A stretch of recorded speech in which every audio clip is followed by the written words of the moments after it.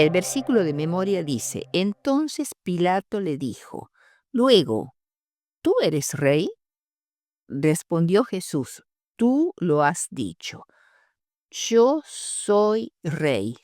Yo para esto he nacido y para esto he venido al mundo, para dar testimonio de la verdad.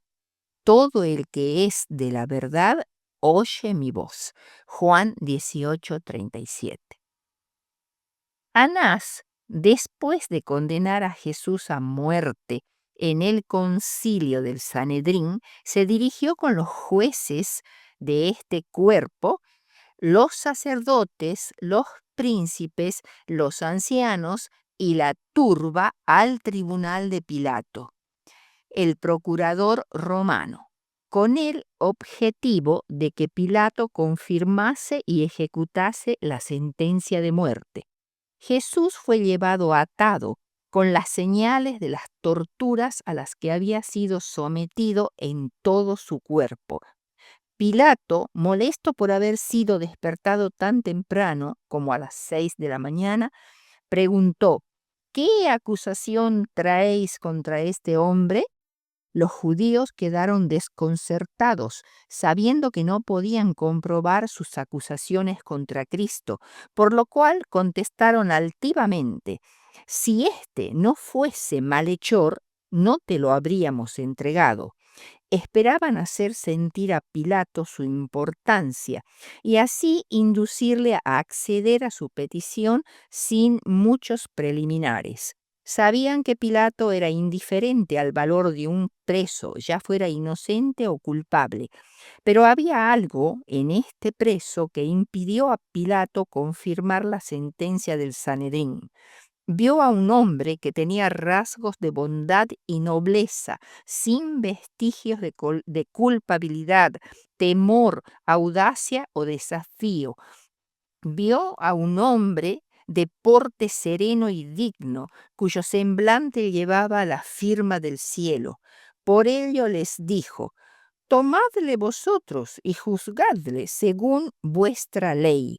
Así, apremiados, los sacerdotes dijeron que ellos habían dado la sentencia de muerte y las causas eran, primero, que impide dar tributo a César, segundo, que pervierte la nación y tercero, dice que él es el Cristo, el Rey. Entonces Pilato preguntó 2 veces seguidas, ¿eres tu rey? Y Jesús le dijo la primera vez, tú lo dices, y la segunda vez, a la verdad, yo para esto he nacido, para esto he venido al mundo, para dar testimonio de la verdad. Para que un Dios de amor mantenga su justicia y corrección moral, la muerte de Jesucristo llegó a ser una necesidad moral y legal. La justicia de Dios requería que el pecado fuera llevado a juicio. Dios, por lo tanto, debe ejecutar juicio sobre el pecado y de este modo sobre el pecador.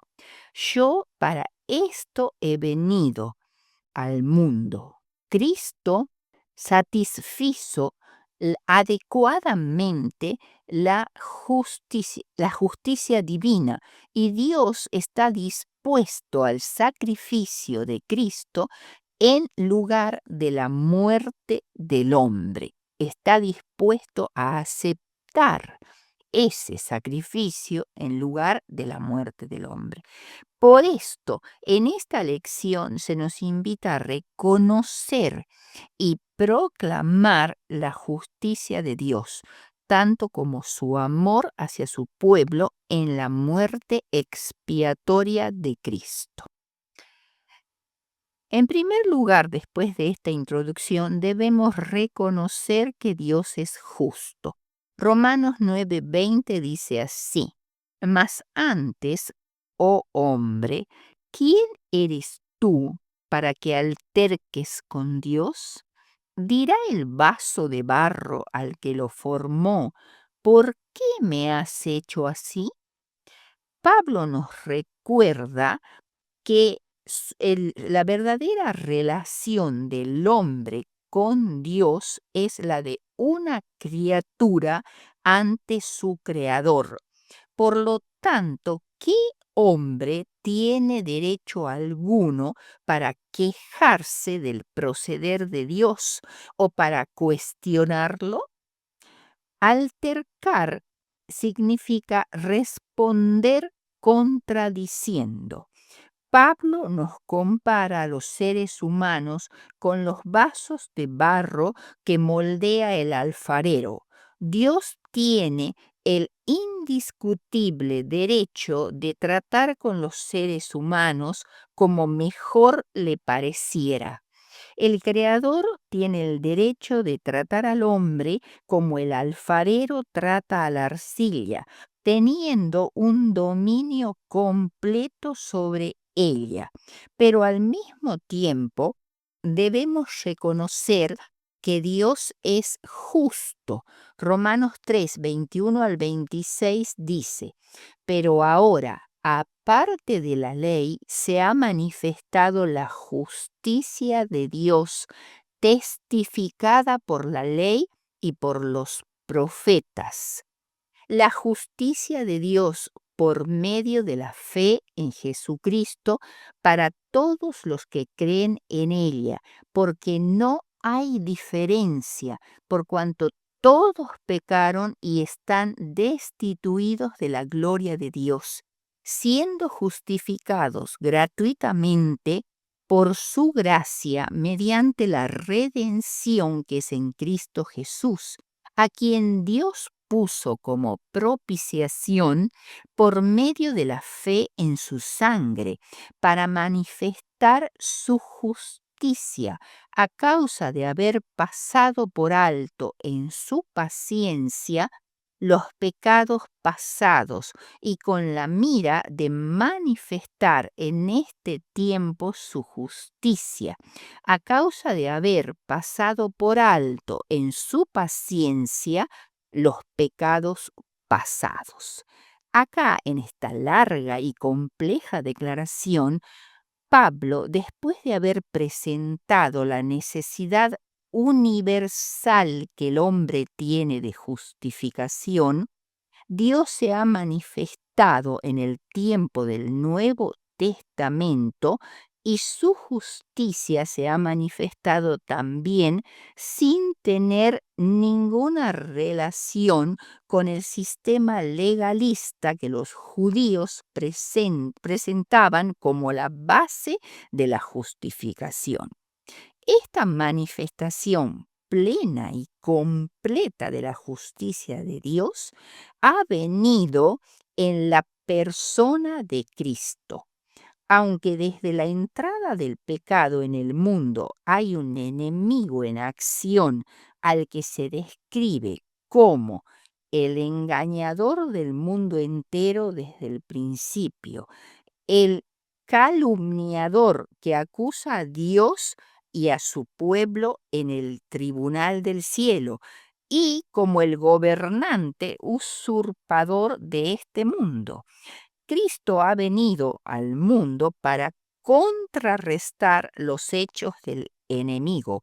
Yo para esto he nacido y para esto he venido al mundo, para dar testimonio de la verdad, como dice Juan 18:37, para refutar las calumnias del diablo, Apocalipsis 12, 10 y 11, ha sido lanzado fuera el acusador de nuestros hermanos. Por medio de la cruz demostró de manera suprema la justicia y el amor perfectos de Dios. Apocalipsis 12:2, refutando así las calumnias del diablo. Y finalmente Jesús destruirá el reinado del diablo, al cual le queda poco tiempo, mientras que Cristo reinará para siempre jamás. Por tanto, Cristo es el vencedor y Satanás es un enemigo ya derrotado. El segundo punto que vamos a tratar, Dios es justo y es el que justifica. Romanos 3:26, con la mira de manifestar en este tiempo su justicia, a fin de que Él sea el justo y el que justifica al que es de la fe de Jesús. Dios no tan solo es justo, sino que desea demostrar al mundo su justicia.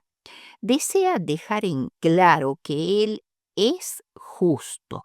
Al demostrar su justicia salvadora y evaluadora, Dios ha vindicado su nombre ante el mundo.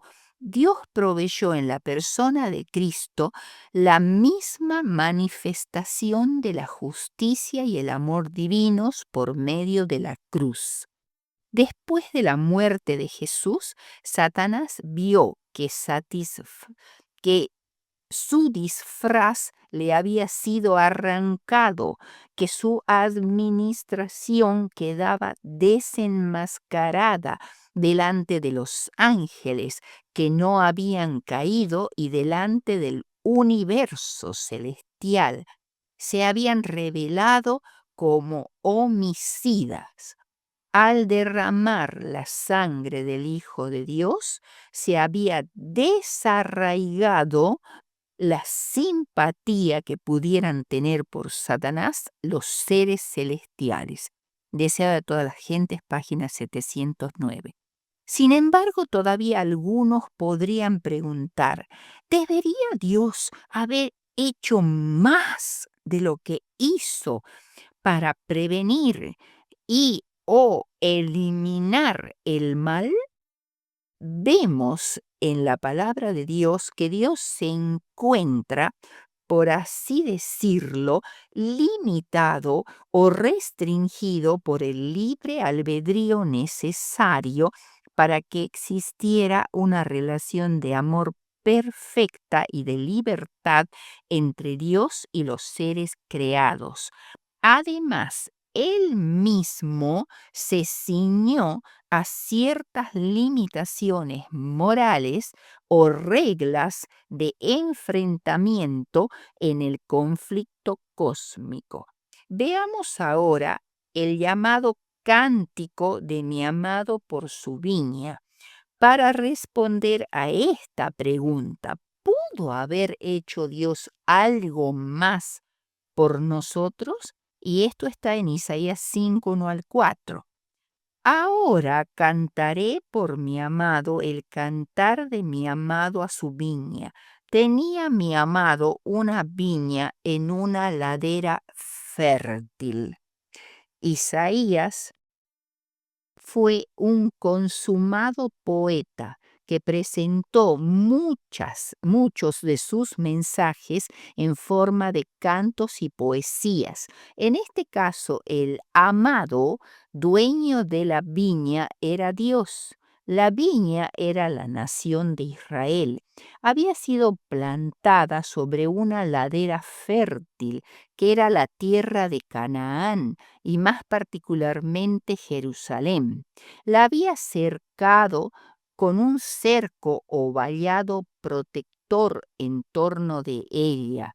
La ubicación del pueblo de Israel en la altiplanicie de Palestina, lejos del contacto inmediato con las naciones vecinas, constituía una salvaguardia para ella.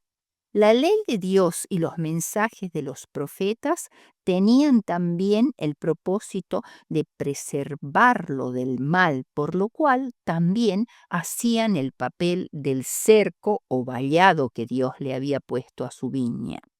En segundo lugar, dice, la había despedregado y plantado de vides escogidas. Despedregar significa quitar las piedras que en el terreno dificultarían el crecimiento de la planta. Las piedras quitadas representan a los pueblos autóctonos del país con su relación idolátrica y sus costumbres impías. Dios había desarraigado estos pueblos no simplemente para establecer allí a una nación preferida, sino porque a esos pueblos de costumbres impías e ídolos, Dios les había dado oportunidades de salvación y un tiempo de gracia, y no lo aprovecharon. Llegado el fin del tiempo de gracia, Dios los desarraigó y le dio ese terreno a su pueblo. Las vides escogidas representan al pueblo de Israel, cuidadosamente elegido por Dios mismo. En tercer lugar, construiría en ella una torre y un lagar. La torre representa el templo, deseada a todas las gentes, página 547, y el lagar puede interpretarse como las escuelas de los profetas, que son instituciones dispuestas por Dios para inculcar virtudes tales como la rectitud, la justicia, la honradez y la pureza. El propósito de Dios era que la viña diera frutos que representaran el carácter del pueblo que Israel debía exhibir ante el mundo.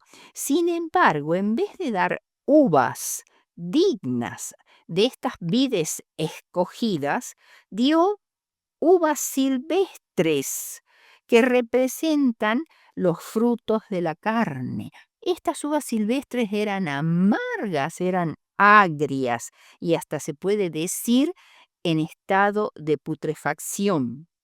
Estas son las acciones crueles e injustas, los fraudes, los engaños, la intemperancia, la inmoralidad, el menosprecio del derecho de los pobres y oprimidos, el aprovecharse de las viudas y los huérfanos, a pesar de las constantes prédicas de los profetas. En 1768, en la época de la reina Ana de Inglaterra, se plantó una viña en el Palacio de Hampton Court, a poca distancia de Londres, aguas arriba del río Támesis. La planta todavía perduraba en el año 1987. Ahora se la llama la Gran Vid.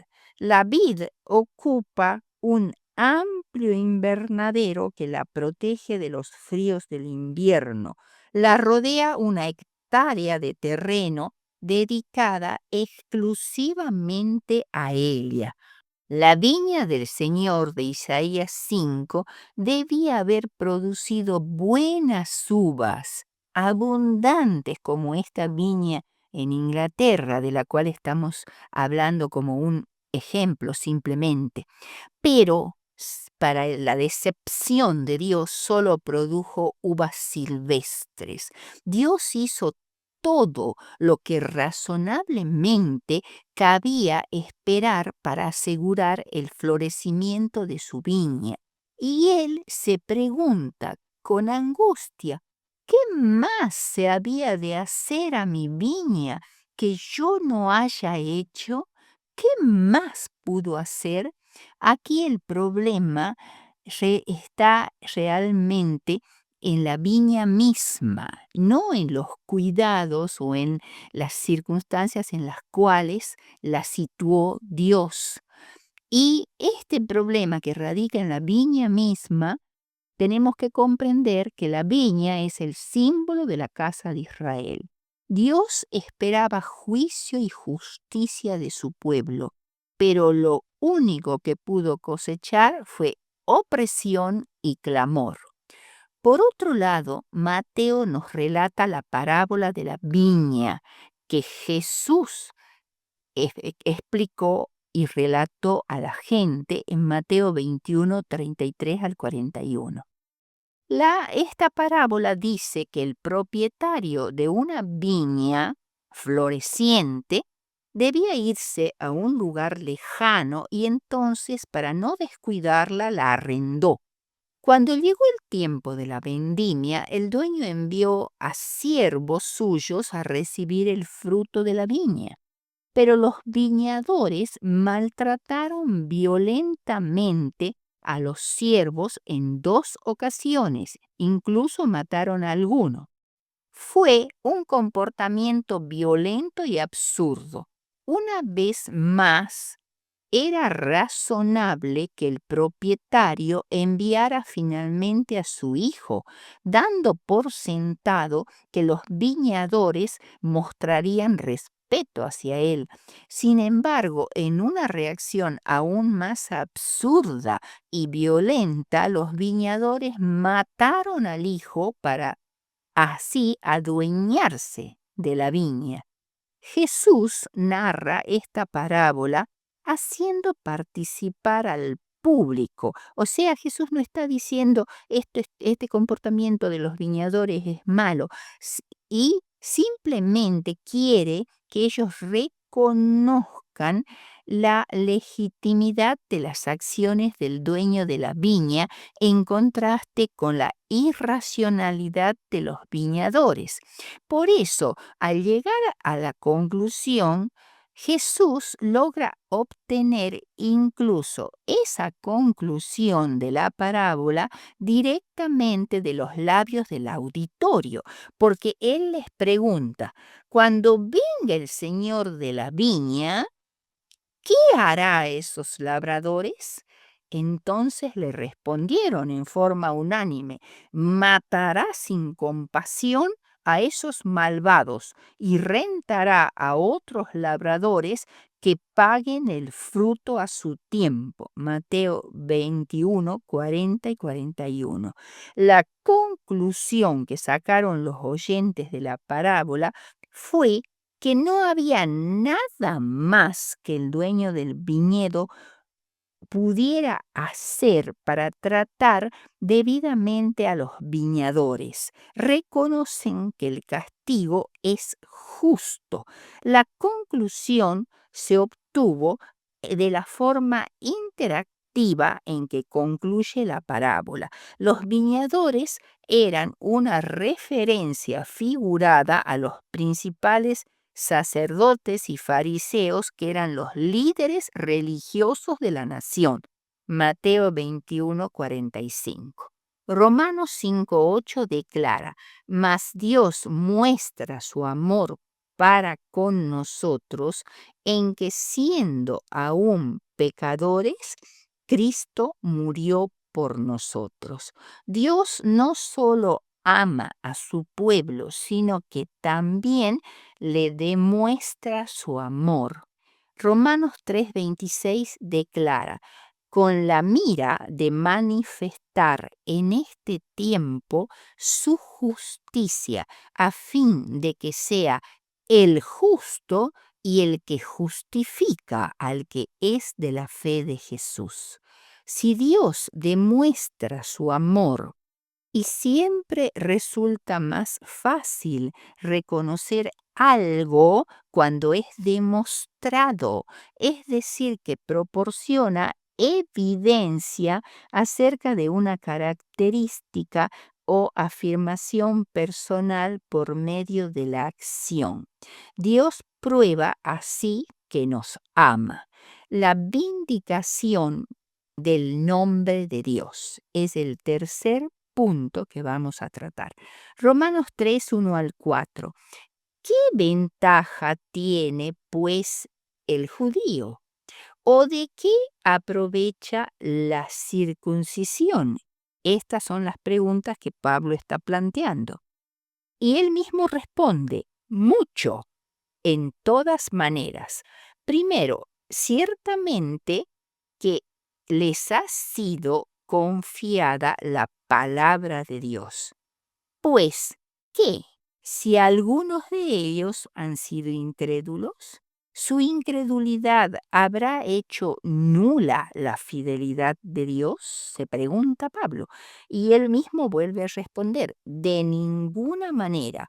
Antes bien, sea Dios veraz y todo hombre mentiroso, como está escrito, para que seas justificado en tus palabras y venzas cuando fueres juzgado. Esto es la vindicación del nombre de Dios. Dios muestra preocupación por su nombre. Ahora, ¿por qué? Porque no puedes tener una relación de amor profundo con alguien cuyo carácter detestas o en quien no confías. En este texto se pregunta si la incredulidad de algunos judíos habrá hecho nula la fidelidad de Dios. Los fracasos de los judíos ni de ninguna otra persona hacen inútil o innecesaria la fidelidad de Dios. Dios nunca dejó de cumplir sus promesas. Continúa en vigencia la promesa de la salvación, pero siempre y únicamente para los que tengan fe. En nuestros días, algunos pueden sentirse tentados a considerar que la larga demora del regreso de Cristo es un fracaso de Dios.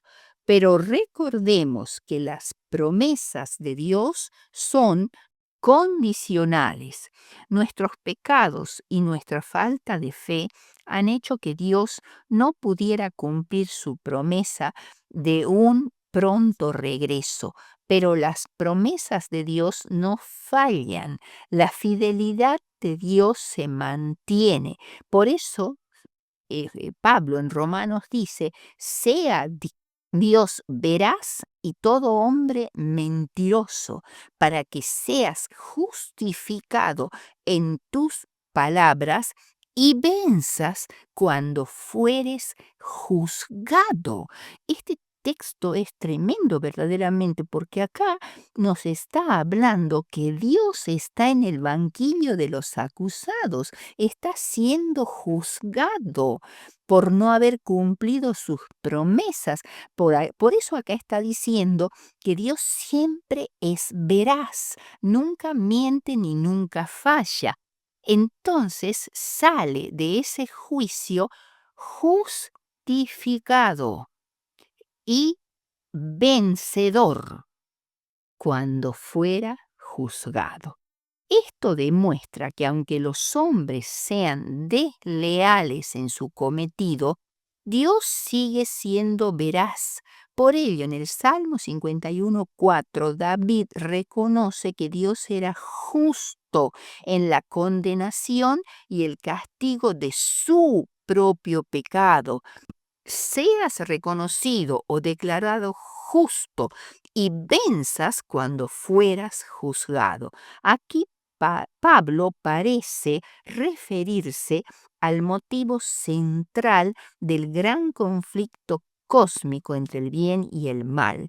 En el carácter de Dios y su justicia han sido juzgados ante todo el universo. Dios resulta vindicado más precisamente en la cruz, a través de todo el plan de redención en el en el juicio preadvenimiento, el juicio que se está celebrando ahora desde el año 1844 hasta poco antes de su venida, y después hay otro juicio, que es el juicio posterior al advenimiento, el juicio de los malos ya condenados. Dios también en ese juicio será vindicado, porque los redimidos podrán revisar los registros y ver por sí mismos por qué Dios actuó como lo hizo con los impíos y que todas sus decisiones fueron siempre perfectamente justas y amorosas. Todos tenemos muchas preguntas.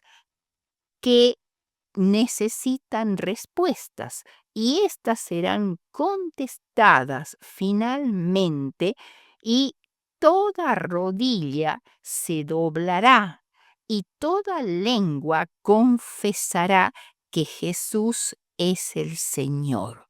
Filipenses 2, 10 y 11. Esto es parte de la vindicación del carácter de Dios. En conclusión, por tanto, debemos decir que este sea nuestro cántico, que es el cántico de Moisés y del Cordero. Y dice lo siguiente: grandes y maravillosas son tus obras, Señor Dios Todopoderoso. Justos y verdaderos son tus caminos, Rey de los santos.